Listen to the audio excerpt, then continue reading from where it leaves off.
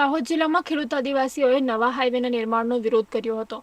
ખેડૂતોએ મોટી સંખ્યામાં ભેગા થઈને તંત્ર વિરુદ્ધ આક્રોશ વ્યક્ત કર્યો હતો. પ્રાંત અધિકારીને આ અંગે આવેદનપત્ર પાઠવીને પોતાના પડતર પ્રશ્નોના યોગ્ય નિકાલ માટે ન્યાયની માંગણી કરી હતી. જેમાં ખેડૂતોએ જણાવ્યું હતું કે ઝાલોદ તાલુકામાંથી ઠૂઠી કાકસિયાથી રાજસ્થાનના કુશલગઢ હાઈવેના સર્વેનો વિરોધ નોંધાવ્યો હતો. તેમજ 50 વર્ષ પૂર્વે માછણનાળા ડેમમાંથી જમીન જવાથી જમીનનું વળતર કે જમીન ન અપાઈ હોવાનો આક્ષેપ પણ ખેડૂતોએ કર્યો હતો.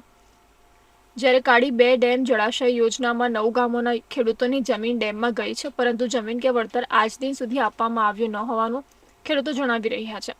તો એ દિલ્હી મુંબઈ કોરિડોર હાઈવે 14 ગામના ખેડૂતોની જમીન સંપાદિત કરવામાં આવી હોવા છતાંય મૂળભૂત સુવિધાઓ અને વળતર આપવામાં આવ્યું ન હોવાના આક્ષેપો પણ કર્યા છે. આ ઉપરાંત ચાકલિયા વિસ્તારમાં 570 એકર જમીન ખેડૂતોની છીનવી લઈ જીઆઈડીસી બનાવવામાં આવી હોવાના ગંભીર આક્ષેપો આદિવાસી ખેડૂતોએ કર્યા હતા. આદિવાસી ખેડૂતોએ જણાવ્યું હતું કે વહેલી તકે જો તેમના પ્રશ્નોને યોગ્ય ન્યાય નહીં મળે તો ઉગ્ર આંદોલનની ચીમકી પણ ઉચ્ચારી હતી. તે રીતે 9 ગામોની અંદર ડોમેસ્ટિક એરપોર્ટ બનાવવા માટે જમીન સર્વે કરવામાં આવી.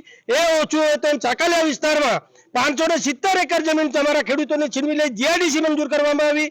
અને આજે જાણે કે ઝાલોદ તાલુકાના તમામ આદિવાસી ખેડૂતોનો ખાત્મો જ કરી નાખવાનો એ ભાવનાથી આ સરકાર શ્રી દ્વારા અમારા ઝાલોદ તાલુકામાં વેલપુરાથી લઈ કલજીની સરસવાડી, દેવજીની સરસવાડી, ઝાલોદ અને ત્યાંથી ઠૂઠી ગંગા થઈ રાજસ્થાનના કુશલગઢને જોડતો જે 4 લેન હાઈવે મંજૂર કરવામાં આવ્યો, જેનું સર્વે કરવામાં આવ્યું, એ અંતર્ગત આજ રોજ અમે 10 ગામોના જે ખેડૂત ખાતેદારો છે એ પ્રાંત અધિકારી શ્રી ઝાલોદને આવેદનપત્ર આપવા માટે આવ્યા છે. અને આવેદનમાં અમે ચીમકી ઉચ્ચારી છે કે જો સરકારે અમારી જે આદિવાસીઓની જમીન છીનવી લઈ અમારા બાળકોના ભવિષ્ય પર તરફ મારી અમને ભીખ માંગતા કરવાનું જે ષડયંત્ર કર્યું છે, તો ટૂંક સમયની અંદર આ સરકાર અમારા જે નિર્ણયો છે એને પાછા લે, નહીં તો આવનાર સમયની અંદર જ્યારે આદિવાસીઓ અમારા જાગશે ને બાયો ચડાવશે તે વખતે આ સરકાર છે પગ મૂકવાની પણ જગ્યા નહીં મળે.